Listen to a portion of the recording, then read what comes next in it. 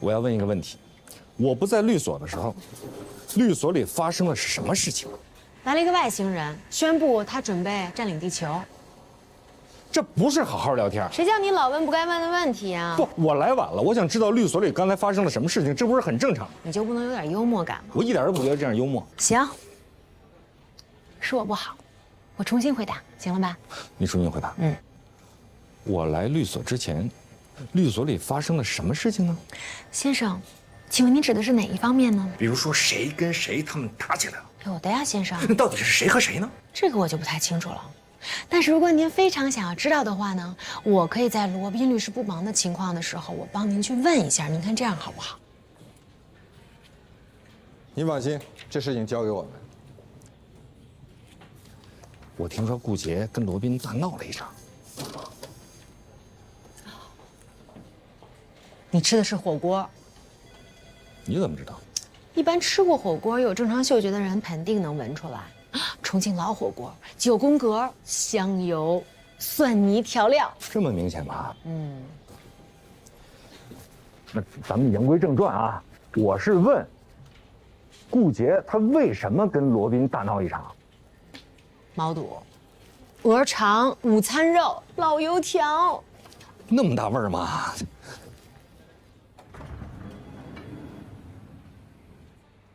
罗老师，您刚才为什么要打断我？打断你需要给你理由吗？您知道我要说什么吗？您就打断我。给老板普及一下什么叫员工的隐私权，教育老板不要侵犯职工的权利，让老板觉得比你笨，比你傻，什么都不懂，这需要你来教吗？我去他们公司做过调查，大部分员工他们都感觉到非常的压抑，不喜欢公司的文化。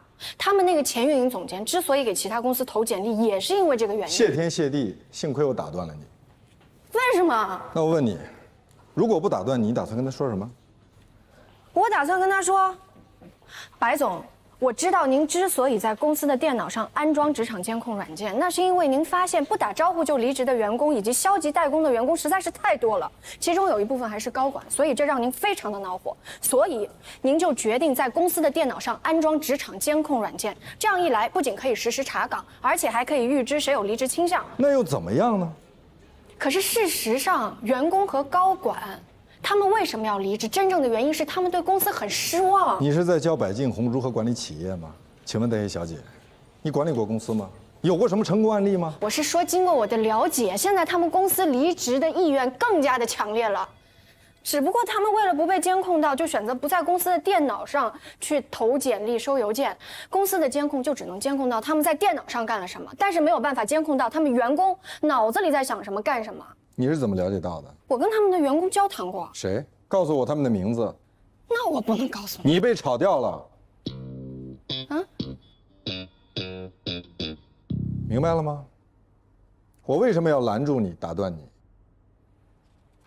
可是没有可是。我们是法律顾问，是帮助客户解决问题的，所以，请你现在出去好好的了解一下专利法和相关的判例。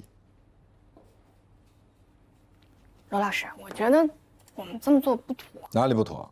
这对他们那前设计总监不公平。他的作品公司看不上，让人家反反复复修改了那么多年，那人家当然不乐意了。那他可以光明正大的跟公司说不干了呀。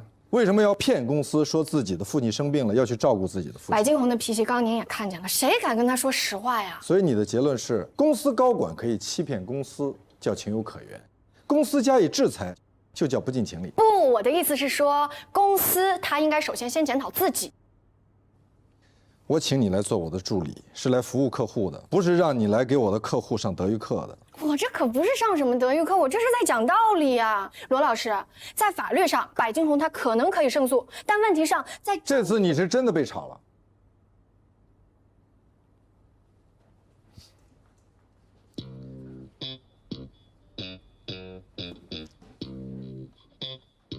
罗老师啊，你跟我开玩笑的吧？这有什么好被炒的？那我再说一遍，你是真的被炒了，回家吧。不可能！刚刚您过来的时候，我看到您的手肩膀抖动了一下，您肯定在跟我开玩笑，您在偷笑，对不对？你肯定是在偷笑，我怎么可能会被炒了，对不对，罗老师？出去，了解一下相关的判例。好嘞。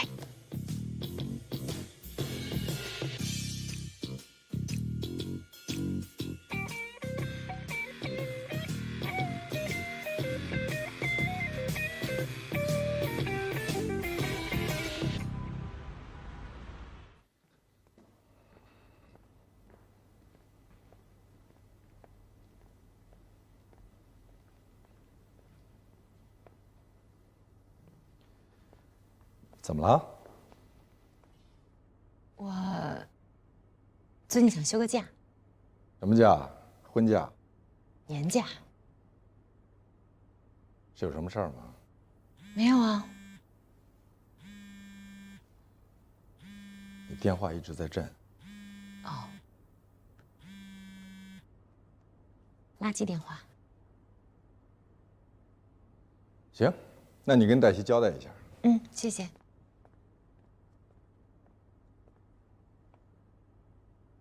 到底什么事儿啊？如果需要帮忙，随时告诉我。没事儿。旅途愉快。拜。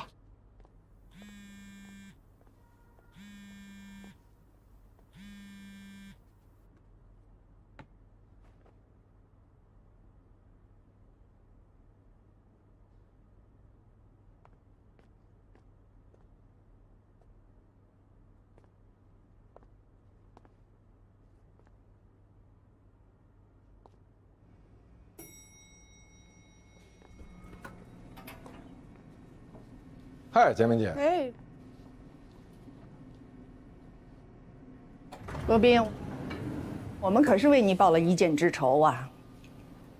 我跟谁有仇？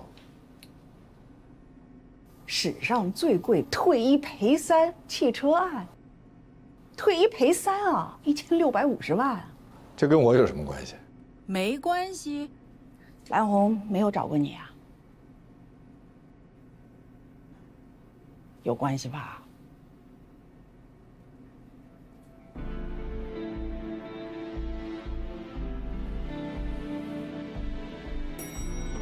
你也去地下车库？当然不。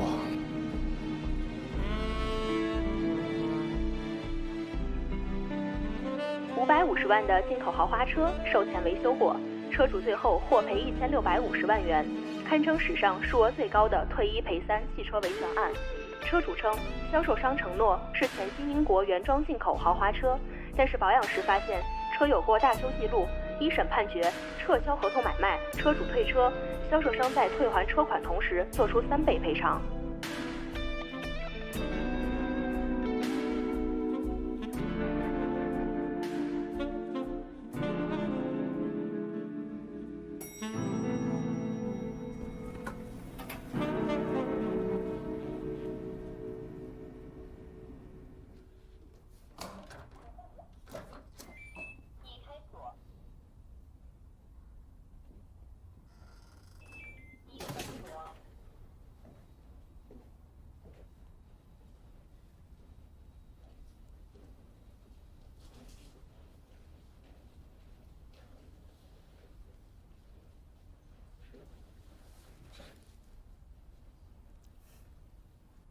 我输入我的生日，门就开了。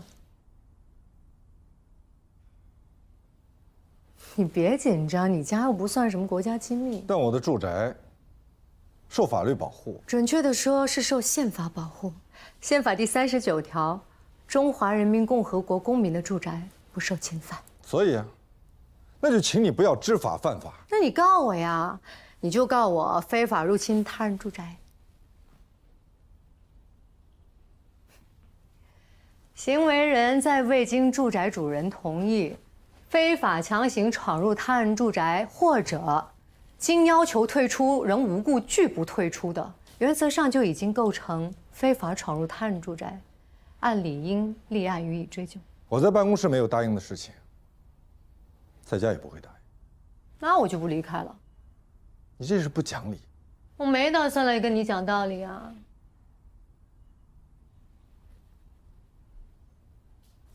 哎，你去哪儿？我走啊！你为什么要走呢？现在是我闯入了你的住宅，你可以报警抓我。你已经劝我离开，但是我拒不离开。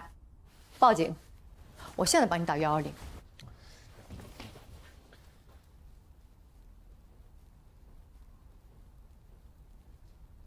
怎么了？我不想跟你缠扯不清。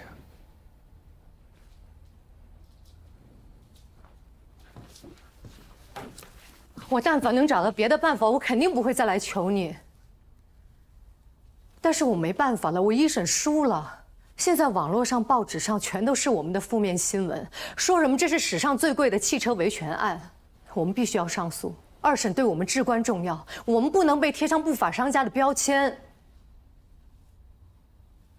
我老公被气得心脏病犯了，现在还在医院里躺着。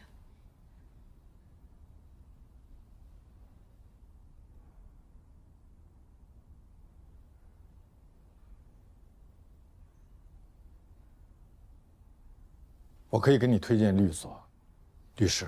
我不要。你认识的律师我也认识，你推荐的律所我也能找到，但是我不信任他们。我们一审找的也是大律所的大律师，官司输了，他一点歉意都没有。那依你的意思，官司输了，律师要给你写一份检查？我不是这个意思。我自己也有律师证，所以你应该知道。我知道，我知道我们胜诉的机会渺茫，但是哪怕只有一点点希望，我也要去努力。我们输不起。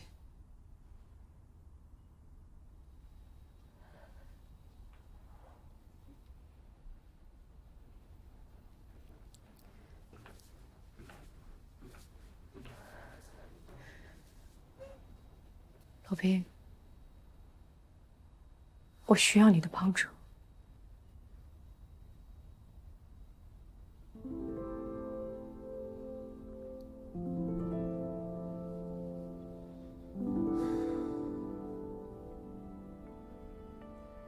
你可以去找何塞。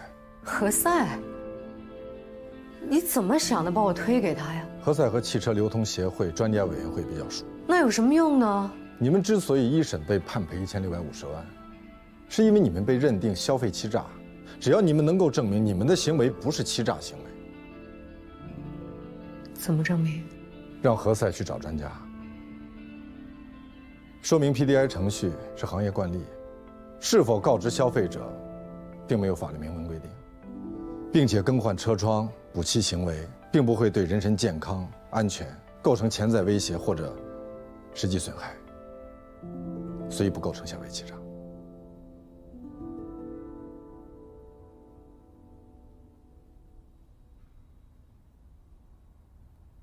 现在你可以走了。谢谢你。不客气。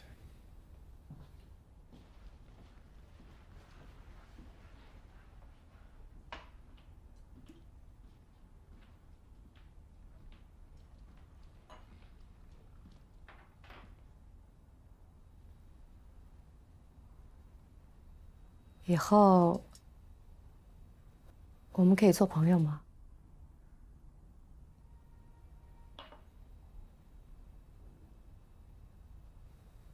你还怨恨我？不，我不喜欢占朋友的便宜，但也不喜欢被朋友占便宜。你是怕我以朋友的身份占你便宜啊？不是朋友，谈不上占朋友便宜。我不会占你便宜的。二审胜诉之后，1650万就是我们付你的律师费。我们不怕花钱，我们注重的是商誉。就跟何塞谈吧。你确定？我确定。我突然觉得我们有很大胜算的可能。当然，我知道。那你为什么要给何塞送这么一个大礼包？因为我不想占这个便宜。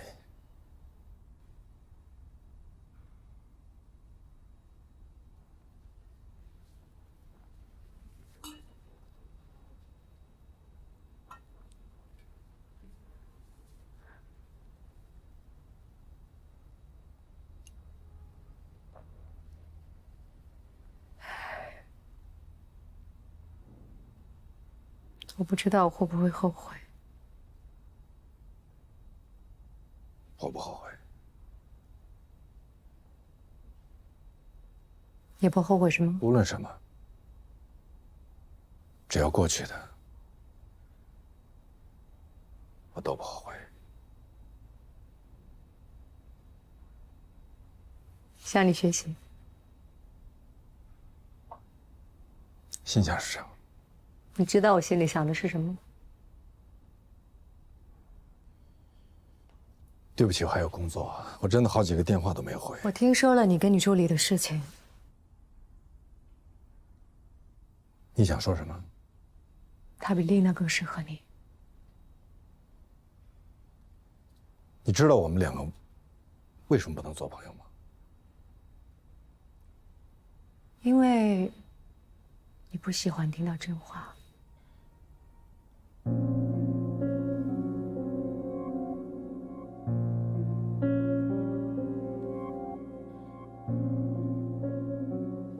谢谢你的酒，走了。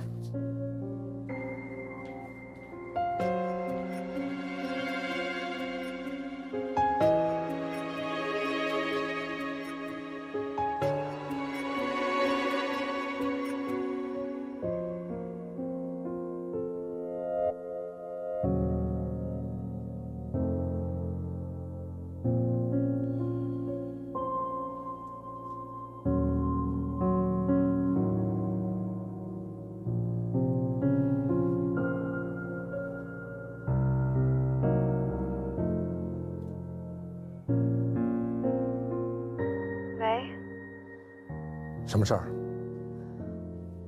没什么事儿，我拨错了。你拨错一个电话有可能，但是连续拨错7、8个，可能手机中毒了吧，自动播出的，对不起啊。不是真的有什么事儿吧？没事儿，晚安。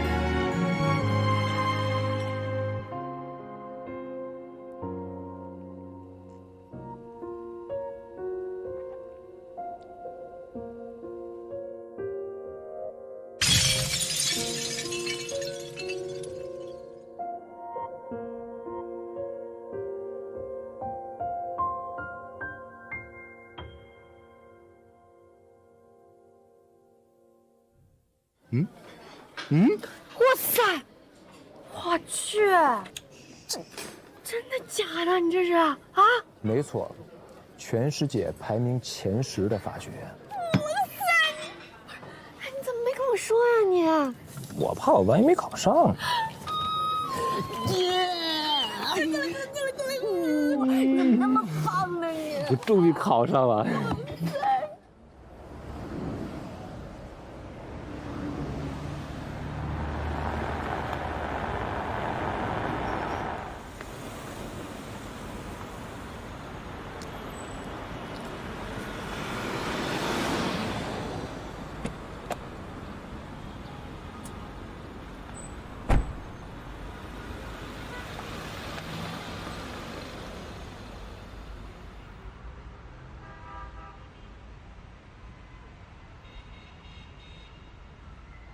这事儿今儿必须得解决了。没有资格跟我谈。什么？你松手！你干什么？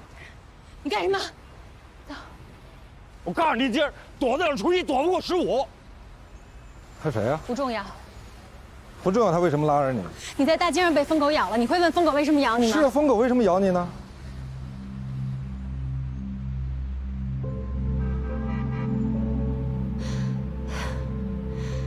你吃早饭了吗？没事，我去帮你买。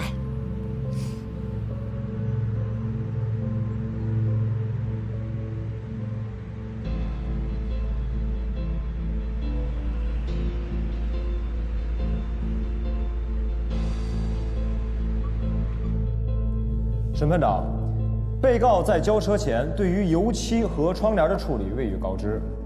被告对我的当事人销售的是一辆大修过的问题车。原告关于车漆打蜡抛光和窗帘更换属于大修的主张，这与公众对于大修的合理认知有着明显的不符。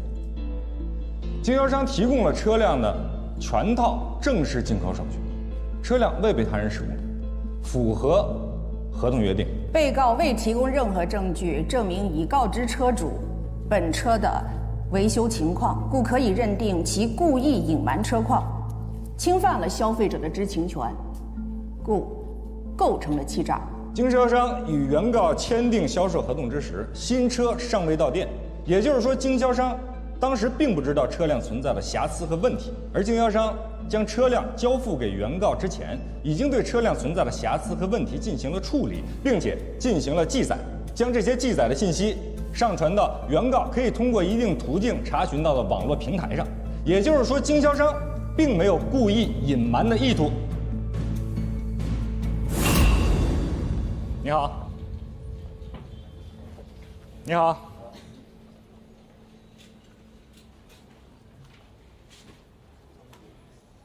赛老师，你好。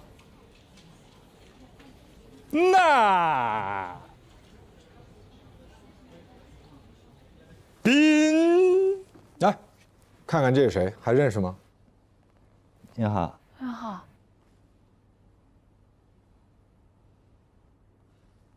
康阿姨，咱们大学宿舍的保洁阿姨，我当年跟康阿姨很熟的。康阿姨，康阿姨还认识这是谁吗？认不出来了。何塞，何塞，啊，赛，何塞啊，娘哎，我都认不出来了。你上大学的时候，那时候比现在瘦的多的多了。康阿姨，何塞现在就不愿意听别人说他肥。哎呦，虽然他确实很肥。挺好，挺好。康阿姨，您坐。挺啊。我是您的案子呀。这康健是谁啊？俺爹呀。哎呀，今年90了，稀里糊涂的就签了这么个合同。90了。这脑子还清楚吗？精神没问题吧？是不是老年痴呆了呀？这是。何塞，康阿姨，你别在意，他就是想了解一下情况。我知道啊。那个，我找了校长老师了，都给我出主意了。说我爹要是糊涂了呢，这个合同就无效了。可是我们家那老糊涂一点不糊涂呢，身体好着呢，口齿清楚，怎么看也不像有病的。哎呀，他就是让中介给忽悠了。不好意思打扰了，罗老师，姚江和他的律师到了。他有预约吗？有，我跟丽娜姐说了，就是约的今天。康阿姨啊，这样我来了一个客户，要去先接待一下。你跟何塞说，你放心，我们一定替你讨回公道。哎，你忙啊！你坐着。哎，你忙你的哈。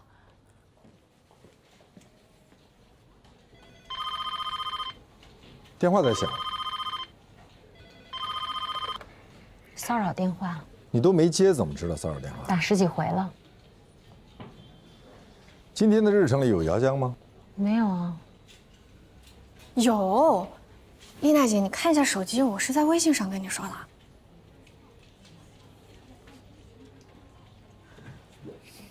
对不起，我忘了，可约到一块儿去了。等一下，你记得把康阿姨的合同复印一下。好，我现在就去。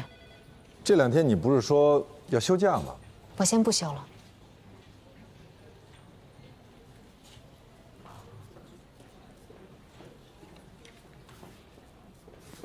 罗老师，不用解释，不是你的错。不是啊。丽娜姐，我感觉她最近好像有点不大对劲儿，她经常魂不守舍的，你说是不是发生什么事儿了？我就觉着这事儿不公道啊，不能这么欺负老年人呗。俺爹90多了，成天在家窝着，根本不知道外边的事情，他脑子里就觉着100块钱，哎，多得不得了了，根本不知道房子的价格。他要知道的话，根本不可能签这种协议。我是姚江的律师海叔，输赢的输吗？哦不，舒展的舒。哦，同音。我们还是言归正传吧。好，我也喜欢看门见山。我们希望你们撤诉。撤诉？条件呢？什么条件嘛？哎，我不能讲啊，这个事情呢是这样子的，这是柏静红不要的项目，哎，他自己扔到垃圾桶了呀。我们捡过来之后带到新的公司，我们做大了，他眼红了呀，他就来告我。他说我利用职务之便偷取了公司的信息，不能这么不讲道理吧？他自己 pass 掉的东西 pass， 你晓得吧？干嘛 pass 就是不要了呀？他不要，我捡起来我做大了，他现在眼红，他来告我，可不能扛。天底下有这么滑稽的事情吗？可是他有专利产品证书，你没有。哦呦，那个证书我晓得呀，那个也是在我们做大了之后他才去申请的吧？那你和你现在的老板为什么没有在这个产品大卖之前想到去申请专利呢？据我所知，是您给他出的主意，找人修改了图纸，然后去申请的产品专利。这从申请产品专利的时间就能看出，这是我们产品大卖之后。据我所知，专利申请被谁抢先注册，对谁就更有优势。我有个问题想问您，你说，您信仰法律吗？忽视专业技巧，谈信仰法律是要输官司的，而且一点都不冤。是赔了。我们还没有谈完。我谈完了。如果你觉得还没有谈完，可以跟我的助理继续。顺便说一下啊，我从不跟忽视专业技巧或者缺乏专业技巧的专业人士谈专业。哥们，看看呀。那你来看看了。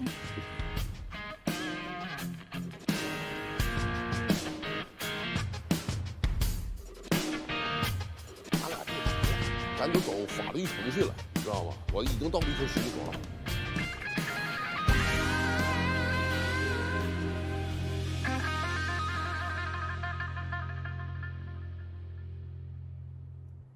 像这种轻微瑕疵未告知消费者的，是否构成消费者权益法中的欺诈行为？这是本案的焦点之一。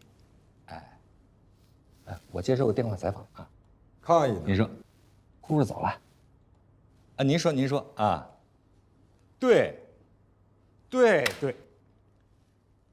你怎么可以让他哭着走了？你还指责我为什么让他哭着走？是你把他甩给我的，好不好？我没有把他甩给你，我是因为有其他的客户。你明知道康阿姨这个时间段会来，你干嘛还约其他的客户？我说了，我马上就回来。马上是多久？1分钟、5分钟？我等了你整整10分钟，你知道吗？律师出售的是时间，你把你自己的时间用作收费咨询，让我在这儿给你还人情啊？你把康阿姨当做人情，你把康阿姨当做情人啊？请你以后不要指责我没有拿你当朋友。难道你什么时候把我当做过朋友吗？是的，我曾经有过这个念头，也考虑过把你划到我朋友的候选名单里，但现在被彻底划掉了。鬼才相信！没错，因为你从来不知道什么叫相信。康阿姨那合同就是这么签的，对吧？白纸黑字的，你让我怎么样啊？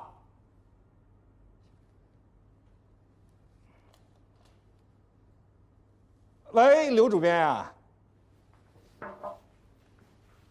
他们走了，我给了他们逃生的机会，但是他们觉得冤。打官司打的就是证据，他应该在离开百金红公司当天就把自己的作品申请专利。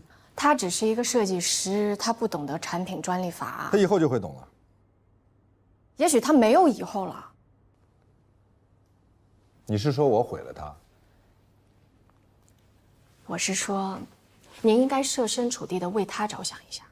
他在百金红那里并没有得到赏识，他自己辛辛苦苦设计出来的东西，被老板亲口告知没有市场前景，他当时都抑郁了。不是他对不起他原来的公司、原来的老板，而是他原来的公司、原来的老板对不起他。我们不是他的律师，我们是百金红的律师。但是这对他不公平。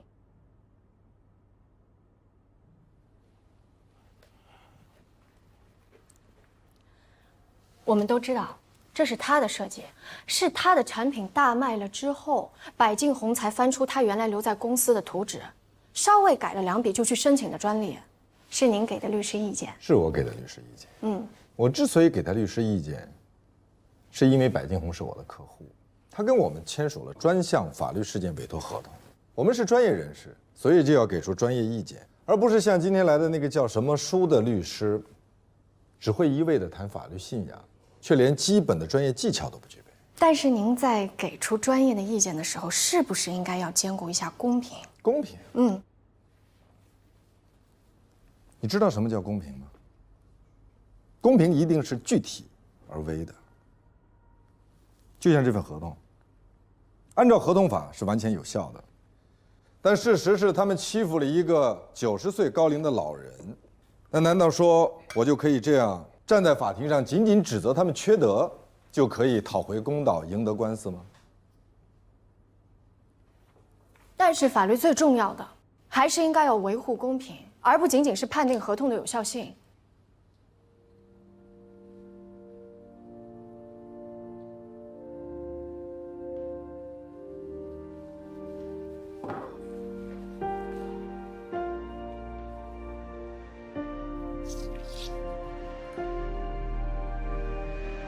啊？还有事吗？您再考虑一下。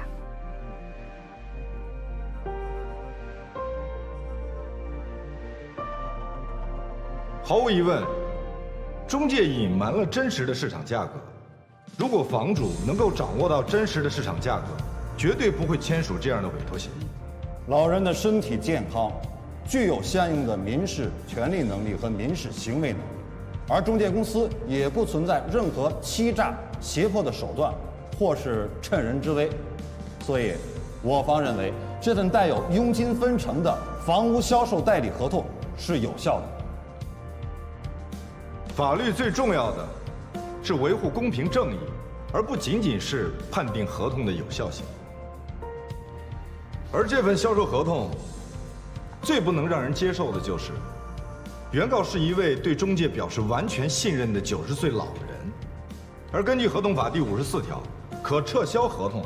下列合同，当事人一方有权请求人民法院或者仲裁机构变更或撤销：一、因重大误解而订立；二、在订立合同时显示公平的，而本合同就是基于重大误解订立，同时又显示公平。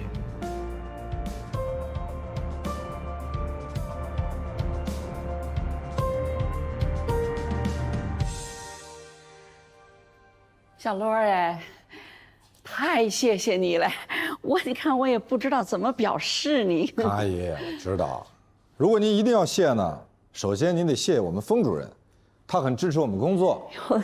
然后呢，你应该谢谢我的助理，就是他黛西。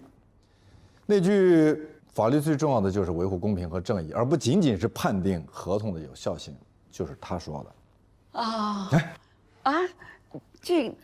哎呦，谢谢你了，谢谢助理姑娘了，谢谢了。康阿姨，对不起啊，那个你们稍微打断一下。史上最贵退一赔三汽车案2审终审判决，被告赔偿原告11万元，还承担了31万1千元的诉讼费，神反转。老大，我建议啊，从现在开始，我们应该形成一个传统啊，那就是每赢了一个官司，我们大家应该一起来庆祝一下。如果这样的话，罗宾律师1周就得开个 party。不，我是说呢，像这种重大的官司实现了神反转的，我觉得这样应该形成一个我们的律所文化。我们要让公众知道，我们的律所是一个什么样的律所。我们要召开新闻发布会，同时呢，应该让主管部门知道。律协呢，准备表彰罗宾律师，为他扶持弱势群体做出的努力。我们律所呢，已经上报了总部管理委员会，准备晋升罗宾律师为高级合伙人。哇！恭喜恭喜恭喜！那我呢？我刚刚为了咱们律所打了一个神反转的官司，1650万呢。娘哎，1650万呐！娘哎，那个小罗啊，你看我给你们多少钱合适？哎，这个事当初咱们也没说好。康阿姨，您这个不需要钱，我们对您是法律援助。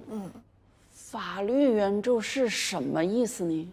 就是说是免费的，不要钱啊？是。娘哎，小罗啊，谢谢你们了哈。康阿姨，不用老说谢，不用谢，这是我们应该做的。哎呦，真是谢谢你们了，谢谢了啊！那我们送康阿姨出去，好，让她送走你。谢谢哈，谢谢啊，可以了，哎。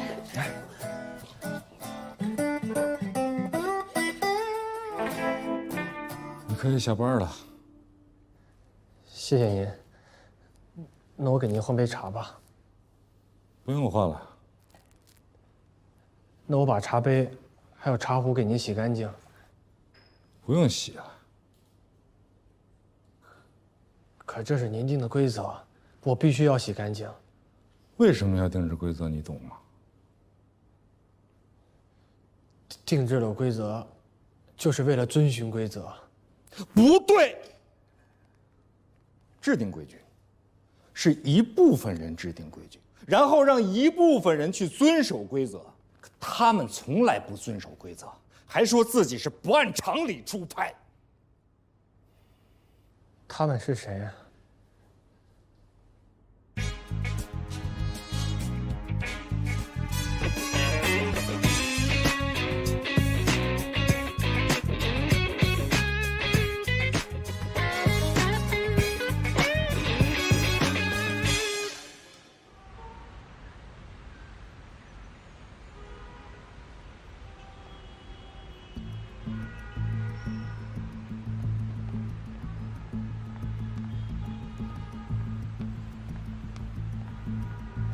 不是说好了你不能来这儿吗？我们说好的是我不去你办公的地方。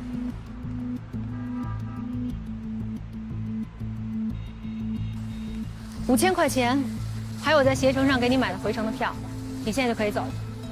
刷身份证就可以进站，一路平安。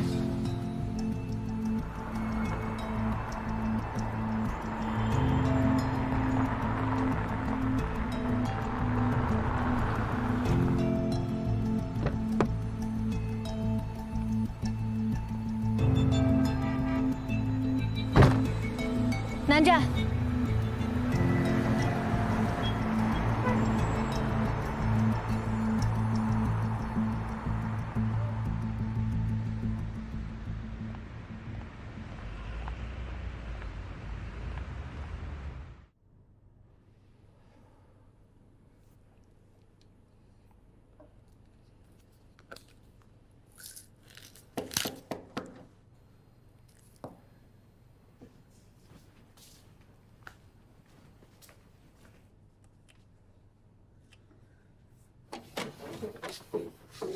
你怎么又来了？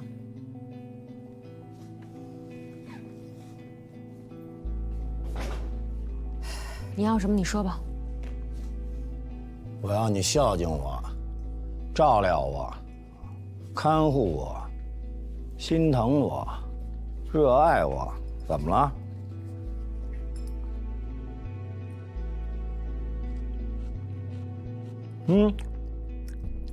这香油进口的吧？还真香嘿！我已经给过你钱了。那你呀，好好学习一下这个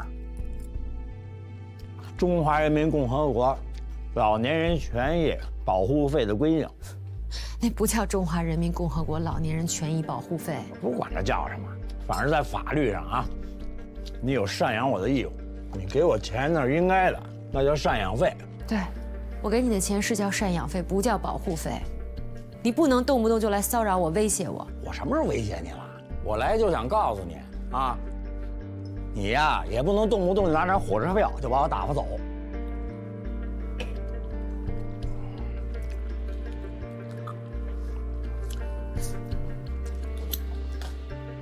这是我家，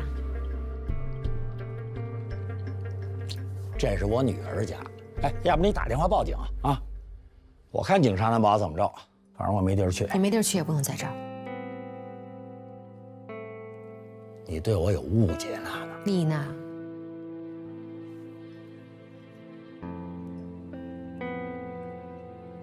是，丽娜，李小娜，你姓李，是我的姓。你走不走？我们好好谈谈。我跟你没什么好谈的。